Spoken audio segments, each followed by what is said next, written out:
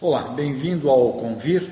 É um prazer falarmos sobre liderança e eu vou estar conversando sobre cabeça de líder. Como é a cabeça do líder?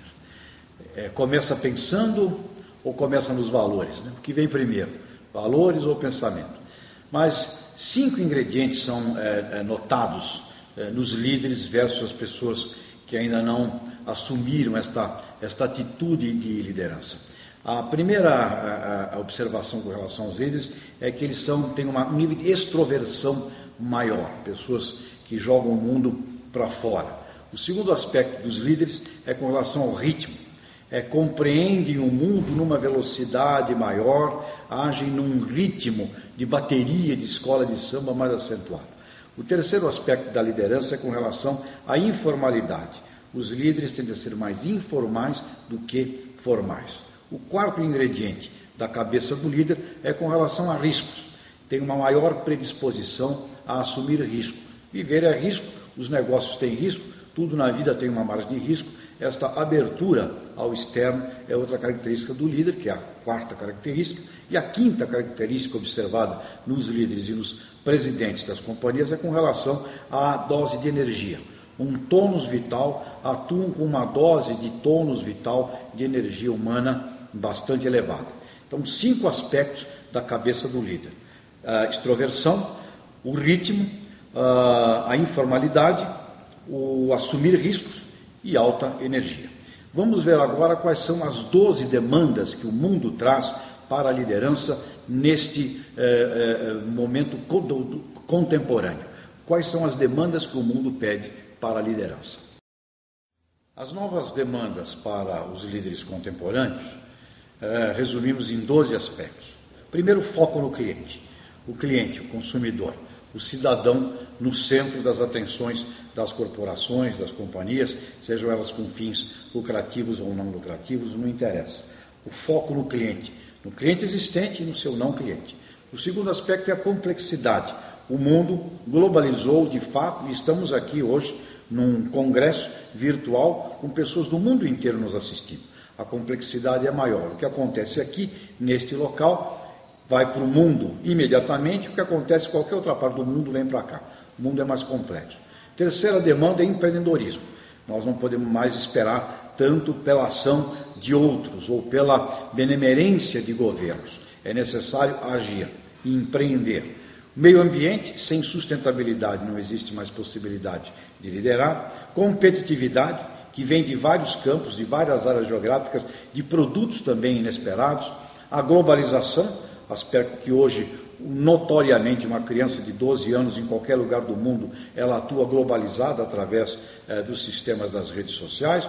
Comunicação, ao líder é muito importante o carisma, porque sem carisma ele não chega ao cérebro através da via do coração. É necessário exercitar o poder carismático da comunicação. Transparência, onde os valores e as virtudes são fundamentais. As instituições onde você trabalha, onde você está, precisam ser instituições educadoras. A empresa, a organização é uma escola, é uma instituição que educa. Valores, que são as 3 ou 4 coisas que não mudam nunca e que estão por trás e fundamentam a ética. E a inovação, que é a criatividade e o poder de inovar a cada dia, a cada instante, e muitas vezes com os mesmos ingredientes, com as mesmas matérias-primas. As notas musicais são 7, Dó, Ré, Mi, Fá, Sol, Lá, Si, maiores e menores, há séculos, e todo dia muita gente cria música nova com as mesmas Dó, Ré, Mi, Fá, Sol, Lá, Si. O poder da inovação, da criação. E por último, o ingrediente mais fulminante, né, das demandas contemporâneas é a velocidade. O mundo se tornou muito veloz, o ritmo é fundamental e nós precisamos agir com velocidade. Antigamente nós dizíamos que o futuro era decorrência do passado. Hoje nós dizemos que, na verdade, o presente é decorrência do futuro. Nós vamos ao futuro e começamos a agir no presente. E vamos ver agora por que líderes falham. Metade das razões pelas quais os líderes falham é por despreparo. Uma, ter medo de conflito. O bom conflito é criador. Temer conflitos é um erro, porque nós vamos escondendo as coisas debaixo do tapete e vamos evitando tratar as coisas que realmente são importantes. Temer conflito não significa criar conflitos, né? São coisas distintas. Medo de conflitos é um aspecto que mata os líderes. Comportamento tirânico. O líder hoje, que não sabe mandar gostoso, ele está perdido. Não dá mais para mandar a moda antiga. Com bronca, dando ordem, ficando emburrado. Esse tipo de tratamento, ele está fora de moda. Comportamento tirânico não funciona. Outra coisa fundamental em erros dos líderes é paixão pelo microgerenciamento. Você tem que olhar todo um departamento, você tem que olhar toda uma empresa. E aí você fica preocupado com o custo do cafezinho, você fica preocupado com a microgestão. Fica olhando a microgestão e você perde o cenário, perde o todo, perde tudo aquilo que nós falamos nas 12 demandas dos líderes contemporâneos. E o quarto aspecto que também mata a liderança é fazer certas as ações versus as ações certas. Fazer certas as ações significa que você pode estar fazendo muita coisa certa, mas indo para um abismo, versus as ações certas, o que é que tem que ser feito. Vamos ver, em seguida, num trechinho muito pequeno do Titanic, o momento onde se decide que o Titanic vai afundar. É num diálogo do dono da companhia do Titanic com o comandante. Ele está fazendo certas as ações, porém, ele está fazendo a ação errada. Vamos assistir o trecho.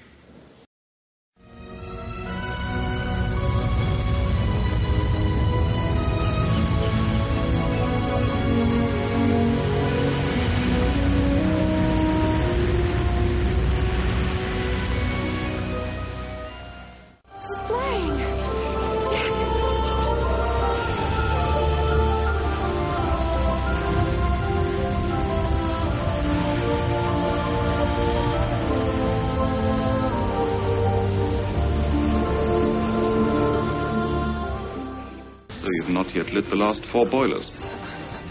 No, I don't see the need. We are making excellent time. The press knows the size of Titanic. Now I want them to marvel at her speed. We must give them something new to print. This maiden voyage of Titanic must make headlines. Mr. Ismay, I would prefer not to push the engines until they've been properly run in. I'm just a passenger. I leave it to your good offices to decide what's best. What a glorious end to your final crossing if we were to get into New York on Tuesday night and surprise them all. Make the morning papers. Retire with a bang, E.J.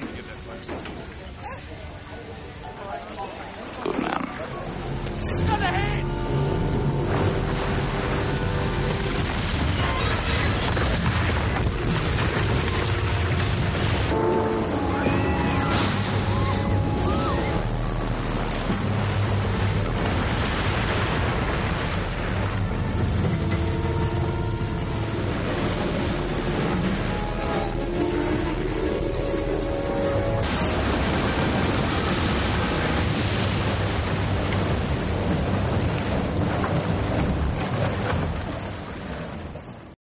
Como vocês viram no Titanic, aquele diálogo, né, na sala de jantar do Sr. Ismay, que é o dono da White Star Lines, que era a companhia do Titanic, com o comandante. Vamos quebrar o recorde do transporte marítimo, vamos fazer mais velozes, coloque as máquinas para funcionar no máximo. E o comandante fez aquilo que não deveria fazer. Os outros 50% da liderança despreparada é muito curioso, porque parece que está tudo certo. É quando o líder atua com uma sólida e forte clareza de missão, cria um grupo de colaboradores que atuam com uma fé inabalável, estão todos 100% motivadíssimos, utilizando o melhor da tecnologia disponível à sua época, porém eles estão indo no caminho da desgraça. Vamos assistir um filme genial que o Oliveto fez para um grupo de comunicação que revela o que está por trás desse líder. E atenção, como ele disse nesse filme, nesse comercial, nós podemos dizer muitas mentiras falando somente as verdades. Vamos assistir. Este homem pegou uma nação destruída, recuperou sua economia e devolveu o orgulho ao seu povo. Em seus 4 primeiros anos de governo, o número de desempregados caiu de 6 milhões para 900 mil pessoas. Este homem fez o produto interno bruto crescer 102% e a renda per capita dobrar. aumentou os lucros das empresas de 175 milhões para 5 bilhões de marcos. E reduziu uma hiperinflação a no máximo 25% ao ano. Este homem adorava música e pintura. E quando jovem, imaginava seguir a carreira artística. É possível contar um monte de mentiras, dizendo só a verdade. Então, até agora nós falamos sobre os 5 ingredientes da cabeça do líder, as 12 demandas, o problema maior pela qual os líderes falham, né? Nós vimos os aspectos do despreparo, do erro, do engano, e vamos ver agora uma contribuição muito rica do professor Quetz de Vries, do INSEAD na França, onde ele sintetiza nesse slide o conceito, né, do preparo de um líder. Um líder precisa ter uma saudável relação com o externo. O professor de Vries fala do teatro mental do líder. O que mais destrói um líder é quando ele não consegue dependurar o seu ego nos cabides, e o seu ego fala mais alto do que a causa que ele representa. Então, a relação com o externo. E nessa relação com o externo tem dois campos importantes do trabalho do líder. Um deles é o papel de designer, onde ele é o arquiteto, onde ele estabelece os sistemas de controle, de recompensa, as estruturas, o como fazer o negócio funcionar, quais são os segredos do negócio, a tecnologia. E um outro lado, que é o papel carismático, onde é necessário que seja um homem, uma mulher. As mulheres cada vez mais assumem a liderança no mundo contemporâneo, trabalhem como visionários, com o empowerment, transferindo efetivamente estímulo e poder à linha de frente das companhias, ao chão da fábrica, aos vendedores, que seja uma fonte energizadora, humana e de trabalho constante na esperança. A esperança com a austeridade costumam ser os 2 ingredientes muito importantes na gestão do líder. Nessa relação com o externo, a autogestão, a gestão desse complexo todo que envolve o ato de liderar hoje em dia, a abertura cultural, não pode ter preconceito, tem que ter uma mola anti-repouso. O líder tem um ritmo acentuado, um tônus e um aspecto vital muito, muito elevado com a vida, é um gerador, um construtor de equipes, porque o líder sabe muito bem que sem time, sem equipe, ele não consegue realizar nada, e um gestor das percepções. Realidade é aquilo que os seres humanos percebem. Portanto, o líder desenvolve o hábito, o saudável hábito de trabalhar com símbolos, com signos, com as imagens, porque as percepções são importantes para os seres humanos.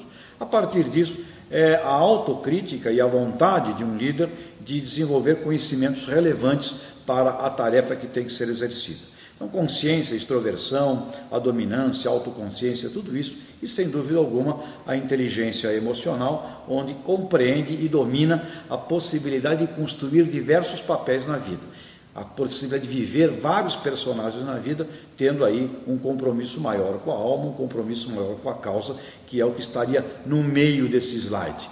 O sentido, o compromisso da missão, que nunca pode ser esquecida para uma liderança sustentável e saudável. Então vamos ver agora por que alguns líderes falham e por que outros ficam eternos e transcendem o tempo. Por exemplo, Alan Greenspan, um extraordinário líder, muito competente, muito bem formado, nos Estados Unidos, dirigiu o Tesouro americano e estava lá no comando quando deu a grande crise de 2008. Por que este líder falhou? Em contraponto a ele, por que este outro líder, que eu vou mostrar em seguida, nunca falhou? Este que vocês veem agora, Sunji Nishimura, que foi o criador da Jacto, Máquinas Agrícolas Jacto S.A. lá em Pompeia, perto de Marília, no estado de São Paulo. Hoje, a maior indústria de pulverização agrícola do planeta, uma companhia extraordinária que começou numa simples, pequena oficinazinha, lá em Pompeia, que era o fim da linha do trem naquela época, lá quando o Sr. Nishimura veio como imigrante para o Brasil. Alan Greenspan e Sunji Nishimura. Qual a diferença entre os dois? A diferença é que o Nishimura foi sempre uma eterna criança. O Sr. Nishimura faleceu, a questão de poucos anos atrás, pouquíssimos, com 100 anos de idade. Ele viveu 100 anos, mas com 100 anos de idade ele era uma criança. Os grandes líderes mantêm a sua capacidade neotônica, que é esta característica da alma infanto-juvenil. Então, o Sr. Nishimura sempre estava inovando e sempre estava olhando, prestando atenção e desconfiando, como uma autêntica criança, da possibilidade que ele ainda não conhecia. Alan Greenspan e Nishimura. A diferença entre os dois, uma visão de mundo. O aspecto, então, da neotonia, capacidade de permanecer jovem, o exemplo entre Alan Greenspan e o Sr. Nishimura. E por que este líder tem credibilidade? É o Grupo Estado de São Paulo, Jornal Estadão, onde eu estou lá desde 1990. Por que tem credibilidade? Porque é um compromisso muito grande com as raízes. Aconteçam os problemas que acontecerem, as raízes estão ali permanentes, que é o compromisso com a democracia e o compromisso com a cidadania. É o exemplo da causa. A causa nunca pode ser esquecida. Esta é outra líder muito marcante, a doutora Sandra Serrano. Uma vez por mês, como uma voluntária, ela vai dirigir o pronto-socorro do Hospital Santa Marcelina, numa região aqui mais da periferia de São Paulo. E ela é vibrante no plantão, ela dirige o plantão do pronto-socorro. E o que acontece que a doutora Sandra faz lá, que é muito rico e trazemos para a nossa experiência de vida em outros ambientes? Foco total no cliente, foco total no paciente, não perde tempo com as coisas em volta, até porque um pronto-socorro não permite, um coaching permanente nos estudantes de medicina, R1 e R2, residentes de 1 ano, residentes de 2 anos, métricas em tempo real. Hoje a medicina está muito amparada por sistemas de sensores, então você vai acompanhando em tempo real toda a performance dos pacientes. O uso da diversidade do conhecimento. A doutora Sandra é uma médica especializada numa área, mas ela não conhece todas as áreas. Então ela utiliza o conhecimento de todos os médicos do hospital para tomar decisões. Disciplina, porque é medicina, mas com flexibilidade, porque é um pronto-socorro e o imprevisto sempre aparece ali todos os dias. Sistema de informações permanente, está sempre monitorada por várias informações do pronto-socorro, do estado dos pacientes. Comunicação em tempo integral, ela está o tempo inteiro se comunicando com os médicos, com o pessoal da enfermagem, o tempo inteiro. Decisões conjuntas, porque ela também tem a missão de formar pessoas ali, formar os R1, formar os R2, decisão conjunta, mas orientado por ela, porque decidir é fácil, ensinar a decidir é um pouco mais complexo. Quando as pessoas têm alta, eles celebram, eles vibram a alta de um paciente. Quando alguém perde, quando perdem um ser humano ali, eles têm sentimento de perda e eles sentem. Ou seja, a doutora Sandra dá um exemplo num pronto-socorro de um team build, criação de um time efetivo, com vocação. Pessoas não vocacionadas não se dão bem naquele ambiente e não podem continuar. E fé. A fé significa ausência de dúvida. Um estado de compromisso com aquilo que tem que ser realizado. Essa líder é uma líder vibrante que cumpre esses papéis, que são papéis fundamentais para qualquer líder em qualquer outro campo de trabalho que seja. Esta outra líder é uma mulher maravilhosa, a dona Jo Clemente, fundadora e presidente de honra da APAI, Associação de Pais e Amigos Excepcionais, que está lá até hoje. E o que faz essa líder de fundamental na APAI? Ela é vigilante. Ela vigia os conceitos, ela vigia os valores, e ela tem como missão lá agora, uma missão muito bonita, que é a de aumentar o nível de independência, de autonomia das crianças e das pessoas assistidas. Então a dona Jo, hoje, numa APAI, como um exemplo do que um líder deve vir a ser, é guardião das virtudes. Um grande líder, então, se transforma, a partir de um certo momento, num guardião das virtudes. E falando de virtudes é uma vontade determinada de evoluir, de progredir, de conquistar riqueza, patrimônio, a partir do bem. Uma vontade determinada de progresso a partir das forças evolutivas do bem. Machado de Assis tem uma frase extraordinária que eu adoro, onde ele diz: a arte de viver consiste em tirar o maior bem do maior mal. E as virtudes passam por fidelidade, por prudência, por temperança, coragem, justiça, humor, doçura, boa-fé, polidez, compaixão, gratidão, humildade, simplicidade e ética. Então, dentro de todo esse cenário das virtudes e dos valores, há uma nova definição de liderança no mundo muito atual: o líder sustentável. Então, o que é o líder sustentável? O líder sustentável é aquele que será avaliado não somente pelo que cria, mas também pelo que não destrói. E aí surge uma força extraordinária, vigorosa, que são as mulheres em comando. Nós sempre soubemos que as mulheres sempre mandaram, só que agora o mundo inteiro está reconhecendo, cientificamente inclusive. Então estudos como esses estudos revelam que as líderes mulheres são mais assertivas, persuasivas e dispostas ao risco do que os líderes homens, na média.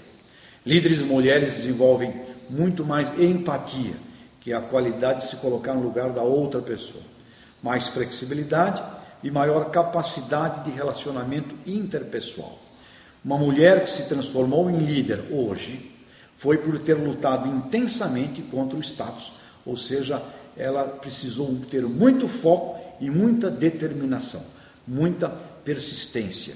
E essas dores para alcançar a liderança, isto é que forma os alicerces verdadeiros, íntimos e superiores de um líder. As mulheres cada vez mais ascenderão ao comando, não só em governos, não só em ONGs, não só em horas de comunicação, mas em todos os movimentos empresariais.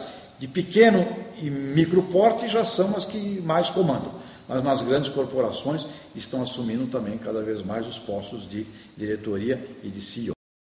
Então chegamos a um ponto importante aqui do nosso encontro, que é a virtudologia.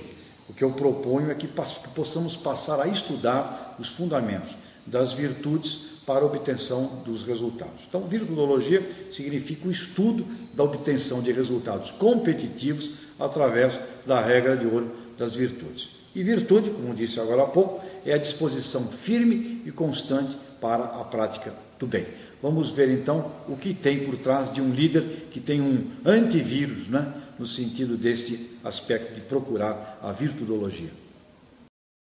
Esse líder antivírus é aquele que não se deixa dominar pelo vírus da não virtude.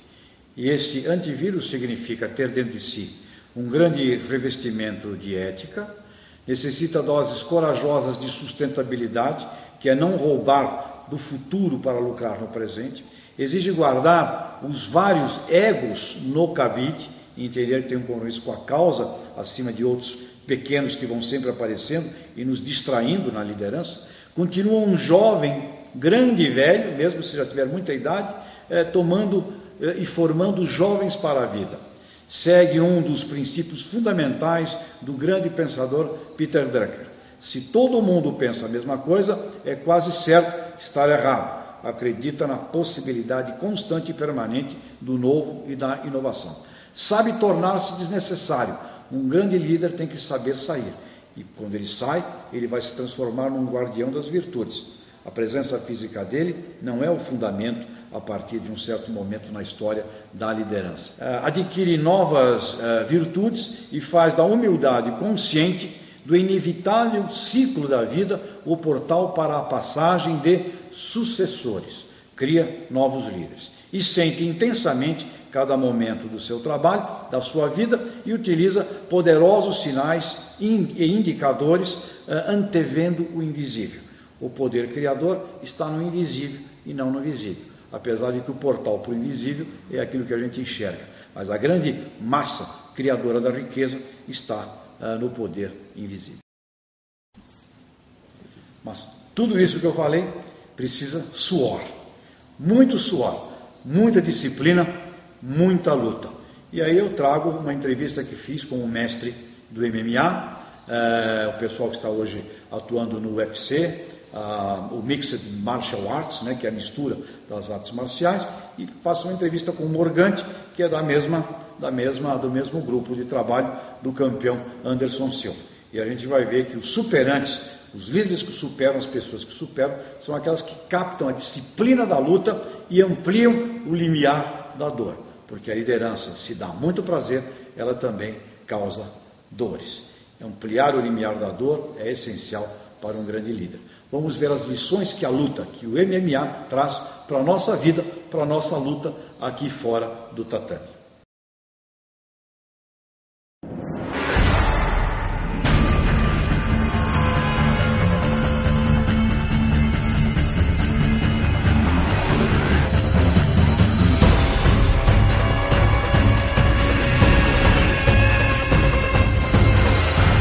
Morgante, você dirige uma federação mundial, né, com uma filosofia Morgante Jiu-Jitsu. Que aprendizados nós tiramos desta experiência aqui da luta para o mundo lá fora? Na verdade, Feijão, a grande sacada do MMA é ser o Iron Man das artes marciais. Então, o atleta, quando ele chega lá, ele já perdeu muito na sua modalidade. Perdeu muito. Muito. Ele aprendeu com a derrota. Então, o que acontece? A partir do momento que você perde muito, você passa a dar valor à sua vitória. E você passa a encarar o mundo de uma outra forma. Obviamente que com disciplina, com retidão, e é isso que a arte marcial traz.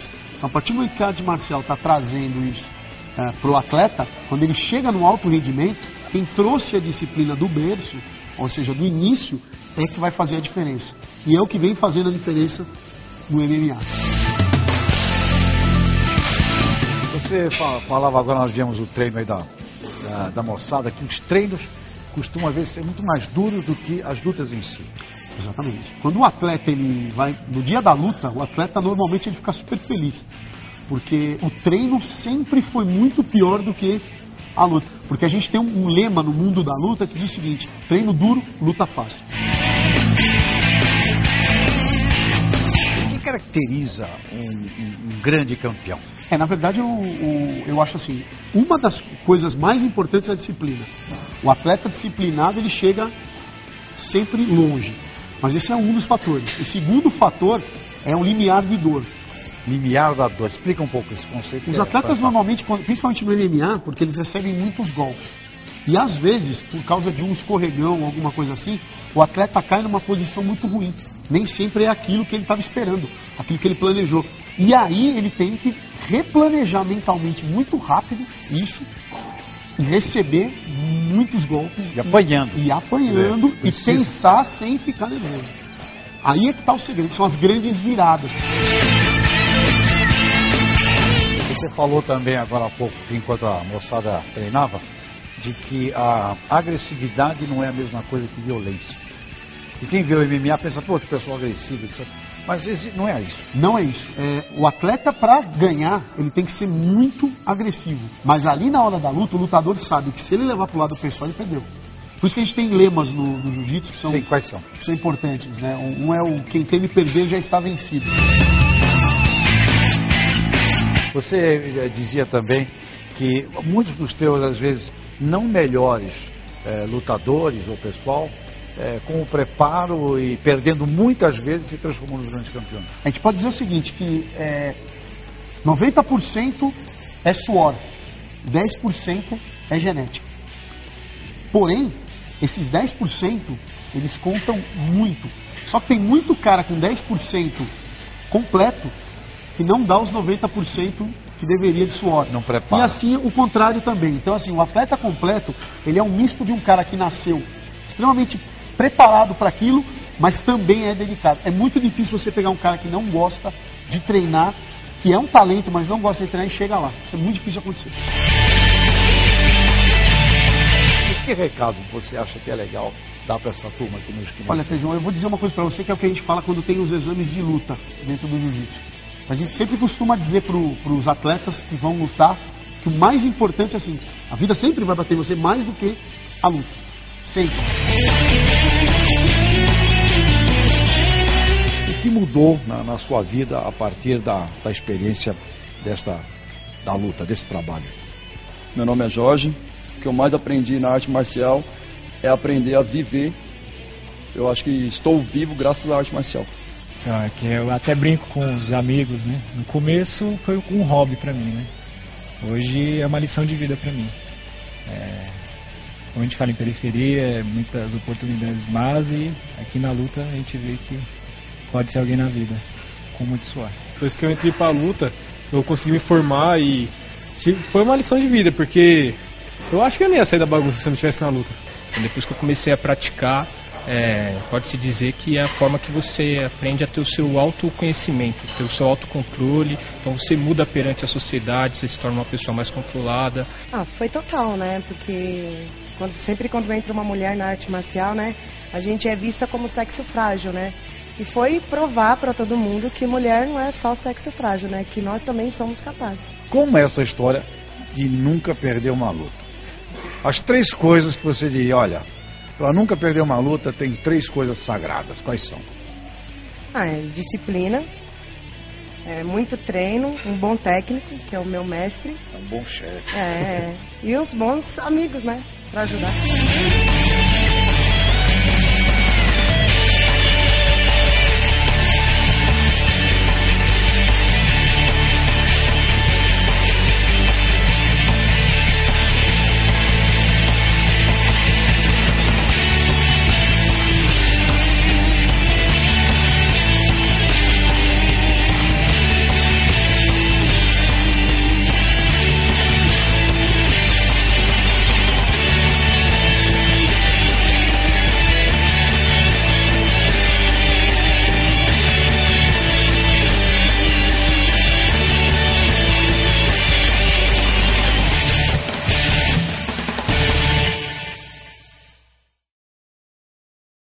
Vimos então com o Morgante nas artes marciais, 10 coisas importantes que a luta traz para a gente, e uma observação muito rica que ele faz lá, que a vida aqui fora bate muito mais do que a vida lá do lado de dentro, porque eles se preparam muito e, como ele diz, treino duro, luta fácil. A vida significa um preparo constante e permanente, e neste sentido deixo este slide, não é, para quase já encerrarmos o nosso encontro, onde eu creio que o líder aprimora o caráter nas dificuldades e nos desafios. As crises carregam com ela ingredientes poderosos de superação e de criação e de recriação.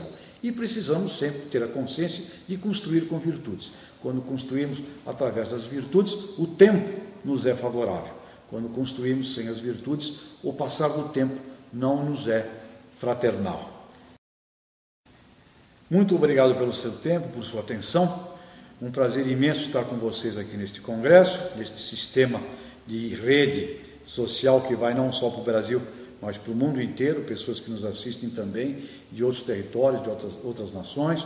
Meu muito obrigado, meu carinho. E vocês, se quiserem interagir comigo, estou à inteira disposição. O meu e-mail é tejon@tejon.com.br e será um prazer ouvir de você e receber os seus textos, os seus comunicados.